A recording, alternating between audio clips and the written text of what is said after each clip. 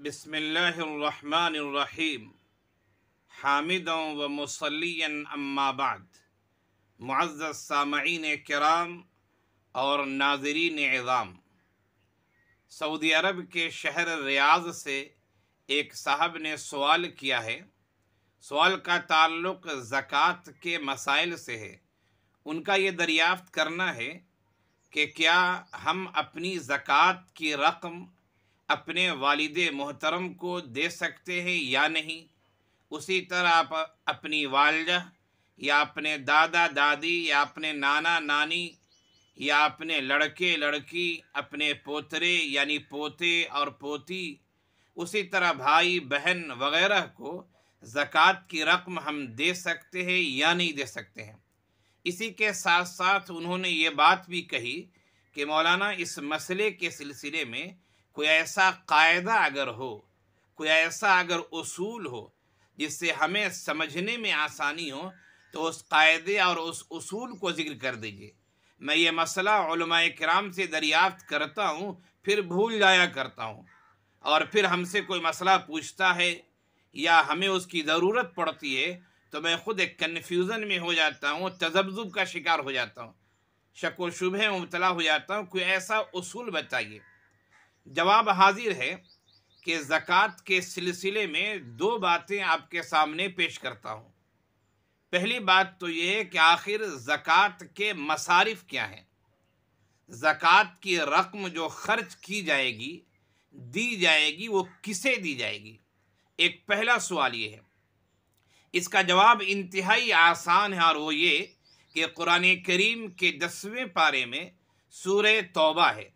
سورہ توبہ کی تلاوت کیجئے، آیت نمبر 60 میں، سورۃ التوبہ آیت نمبر 60 میں اللہ تعالیٰ کا ارشاد گرامی ہے، انما الصدقات للفقراء والمساکین۔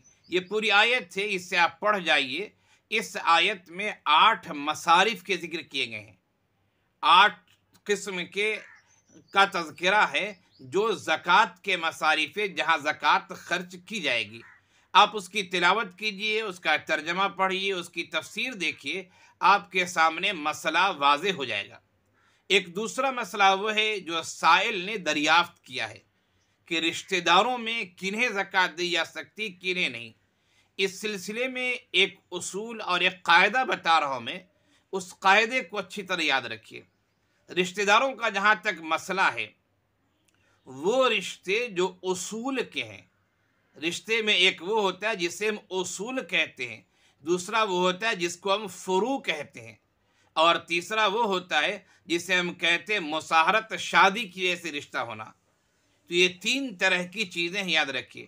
نمبر 1 اصول، نمبر 2 فروع، نمبر 3 شادی کی وجہ سے جو رشتہ ہے۔ اب سمجھاتا ہوں میں آپ کو۔ اصول کا مطلب اصل کے معنی آتے ہیں بنیاد کے، جڑ کے۔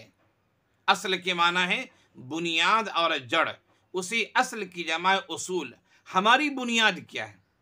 ہم اس دنیا میں کیسے آئے؟ ہماری بنیاد جو ہے وہ ہمارے والدین ہیں۔ ہمارے والدین ہماری بنیاد ہیں، ہم ان کے ذریعے اس دنیا میں وجود میں آئے ہیں۔ اللہ کی مشیت ظاہر ہوئی اور وہ چیز ہم پیدا ہوئے، ہم دنیا میں آئے، تو ہمارے اصول جو کہلائیں گے وہ ہمارے والدین کہلائیں گے۔ اب اصول میں جتنے آ جائیں گے، اصول اوپر چلتے جائیں گے، ان کو ہم زکوٰۃ نہیں دے سکتے ہیں۔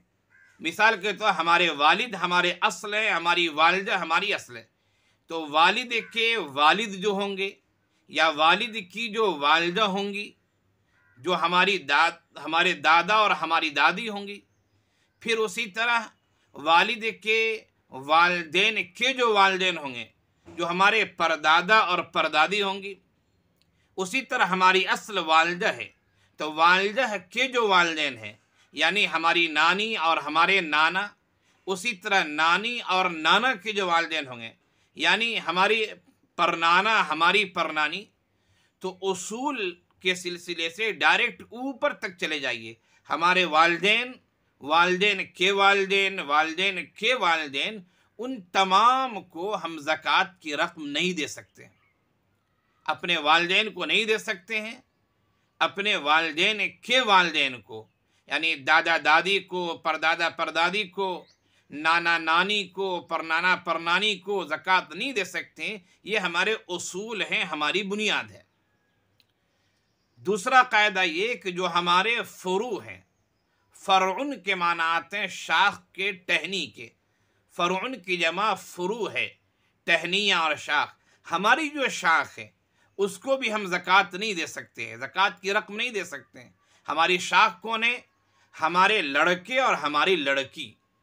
उसी तरह हमारे लड़के के जो लड़के जो हमारे पोते होंगे या उन्हें पोतरे कहिए, उसी तरह हमारी लड़की की जो लड़की या लड़के होंगे, यानी हमारी नवासी होगी या हमारे नवासे होंगे। हमारे लड़के की जो औलाद हैं, चाहे वो हमारी पोती हो, पोते हों, जो भी हों, ये सब हमारे फ़ुरू में आ जाएंगे। तो फ़ुरू को भी ज़कात नहीं दी जा सकती है। और तीसरा कायदा ये कि शादी की वजह से जो रिश्ता हुआ है, और ये रिश्ता इंतहाई महदूद है ज़कात के सिलसिले में, यानी शौहर बीवी को ज़कात नहीं दे सकता और बीवी शौहर को ज़कात नहीं दे सकती।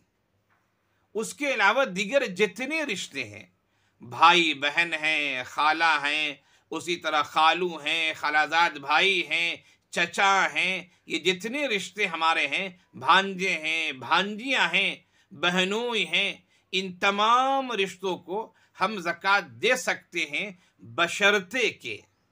बशर्ते के वो ज़कात के मुस्तहिक़ हों। अब मिसाल के तौर पर हमारे भाई हैं, वो खुद साहिब निसाब है, तो साहिब निसाब है तो हम उन्हें ज़कात कैसे देंगे? अगर वो गरीब हैं, मिस्कीन हैं, मोहताज हैं, फ़कीर हैं, ज़रूरतमंद हैं, मक़रूज़ हैं, तो फिर हम उन्हें ज़कात दे सकते हैं। तो ज़कात के सिलसिले में ये दो बुनियादी बातें मैंने पहले बताई। एक तो सूरह तौबा की आयत नंबर 60, इन्नमस्सदक़ातु लिलफ़ुक़राई वल मसाकिन, उसकी तिलावत कीजिए, उसका तर्जमा पढ़िए, उसकी तफसीर देखिए, आपको ज़कात के मसारिफ़ का इल्म हो जाएगा, जो 8 मसारिफ़ हैं ज़कात के। नंबर 2, रिश्तेदारों के बारे में क्या उसूल हैं, किन रिश्ते वालों को ज़कात दे सकते हैं, किन रिश्ते के लोगों को ज़कात नहीं दे सकते हैं, उसके सिलसिले मैंने बताया कि हमारी जो असल है, असल को ज़कात नहीं देंगे हम। अगर ज़कात देते हैं ज़कात अदा नहीं होगी। असल के बारे में मुख्तलिफ तरह की जिम्मेदारियां हैं। असल में कौन है? मैंने बताया जो हमारे वालदेन हुए, फिर वालदेन के वालदेन, वालदेन के वालदेन, ऊपर चलते चले जाइए। उसी तरह बताया जो हमारे फ़ुरू हैं, फ़ुरू यानी हमारी जो औलाद है, लड़का हो या लड़की हो, फिर फ़ुरू के फ़ुरू, फ़ुरू के फ़ुरू, डायरेक्ट जो असल रिश्ते हैं, उस असल रिश्ते में आगे तक चले जाइए, उन्हें ज़कात नहीं दे सकते। उसी तरह शादी के रिश्ते में शौहर बीवी को, बीवी शौहर को ज़कात नहीं दे सकती है। इसके अलावा जो दिगर रिश्तेदारियां हैं, भाई बहन वगैरह हैं, उनको ज़कात दीजिए अगर वो ज़कात के मुस्तहिक़ हैं तो। साहिब निसाब नहीं है तो, गरीब गुरबा है तो, या ज़कात के मसारिफ जो हैं वो औसाफ अगर उनके अंदर पाए जाते कोई वस्बी, तो उन्हें ज़कात दीजिए। अल्लाह ताला हम सब को कहने सुनने से ज़्यादा अमल की तौफीक इनायत फरमाए, शरीयत पर चलने वाला बनाए। आमीन या रब्बल आलमीन।